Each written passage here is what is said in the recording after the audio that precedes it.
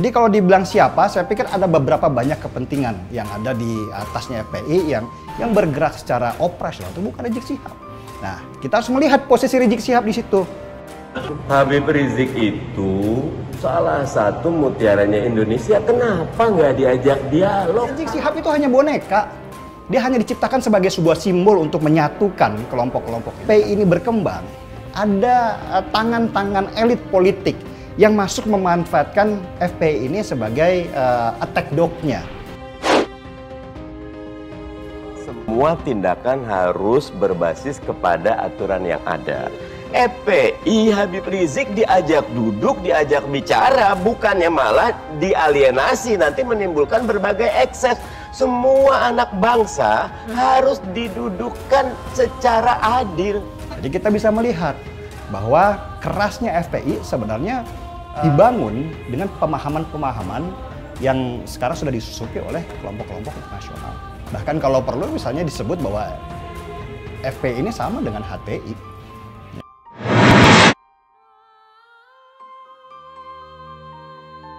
Kepada seluruh umat Islam Indonesia, ayo sama-sama revolusi.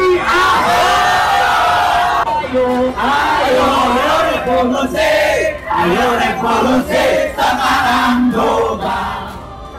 Kalau Habib Rizik itu ditahan ya karena dia menghimpun orang, oleh itu bagi saya ya dengan akal sehat saja kita tentu bertanya kan, kok ada pembedaan perlakuan penegakan hukum gitu. Nah, sementara kan negara kita kan negara hukum ya. Nah, oleh itu bagi saya jangan bermain-main dengan hukum ya. Kalau dia punya keinginan nih, misalnya nekan Jokowi, tekan Jokowi, ya udah FPI kemudian menjadi orang terdepan untuk mengumpulkan banyak orang untuk melakukan demo untuk menekan pemerintahan. Nah, FPI biasanya dipakai buat hal-hal seperti itu. Jika bicara mengenai Front Pembela Islam atau FPI, agaknya sulit mengesampingkan nama Habib Rizik Syihab alias HRS, sebab dia merupakan sosok yang diyakini menjadi tokoh sentral atau pemimpin di kelompok tersebut. Namun, belakangan berhembus kabar, Habib Rizik sejatinya tak sepenuhnya berkuasa di FPI. Bahkan, ada yang beranggapan dia hanya sekedar boneka atau subjek yang dikendalikan sosok besar lainnya. Lantas, benarkah demikian? Siapa mereka? Ya tentu orang-orang politik atau oknum-oknum politik yang berupa elit-elitnya yang selalu selama ini memanfaatkan FPI sebagai senjata mereka ketika ada di lapangan untuk menekan pemerintah.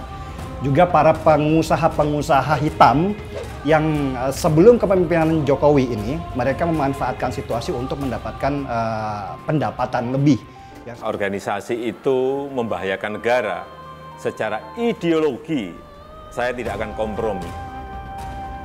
Yang sekarang ini ketika Jokowi ada, mereka habis sebenarnya lahannya mereka. Sehingga untuk menekan pemerintahan mereka menggunakan FPI dengan dibayar oleh mereka untuk melakukan demo-demo. Nah, dilihat dari video berjudul FPI dan rencana aksi mereka di saluran YouTube 2045 TV, penggiat media sosial yang belakangan dituding sebagai buzzer presiden, Dani Siregar mengatakan FPI dan Habib Rizik merupakan dua hal yang sulit dipisahkan.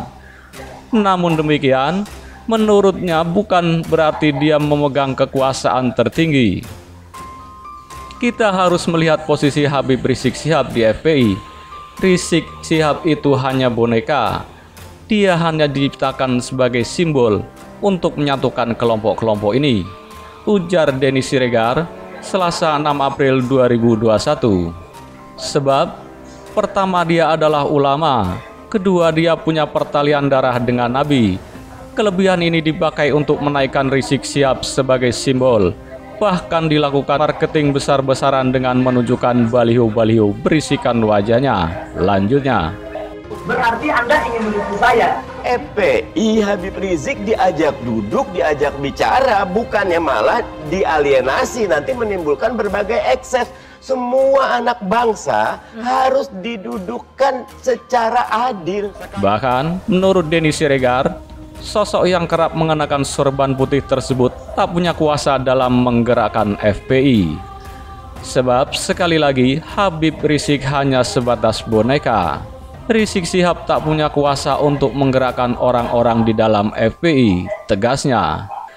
Jika bukan Habib Rizik, siapa pemimpin FPI sebenarnya?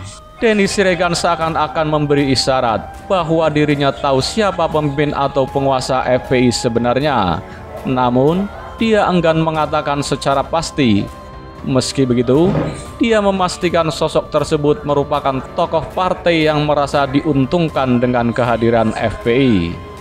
Saya tak mau menunjuk orang, tapi adalah ini bukan hanya satu orang saja. Siapa mereka? Ya tentu oknum-oknum politik yang selalu memanfaatkan FPI sebagai senjata mereka untuk menekan pemerintah, kata Denny Siregar.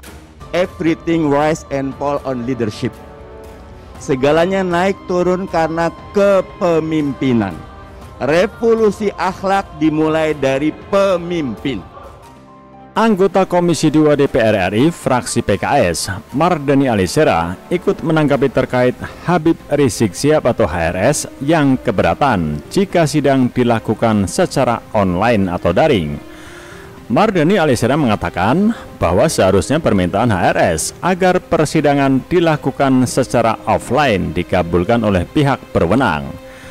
Hal itu diungkapkan Mardhani Alisera dalam keterangan tertulis di akun Twitter pribadinya pada Sabtu 20 Maret 2021. Hukum sejatinya mencari keadilan.